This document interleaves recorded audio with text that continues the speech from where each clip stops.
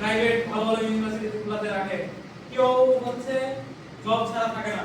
আজকে অনেকজন এখানে আছে, জবের দরকার, বলতেছি না কারণ পাবো কই, আমাদের সেরকম সম্ভব নেই, আমাদের দরকার তো।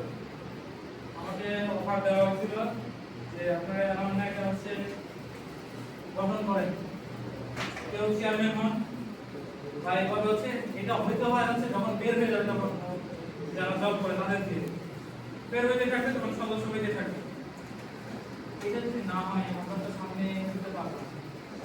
আমার মিশন বা আমার যেটা চিন্তা ছিল না, আমি জব করব, আমার বস ধমক দিবে, আমি যেন বলতে পারি সেই বসকে আমাকে হচ্ছে বের করে দেন, আমি পরের ঘন্টায় আপনাকে জব নিয়ে দেখাবো, তাহলে জীবনে আমরা শান্তি পাবো।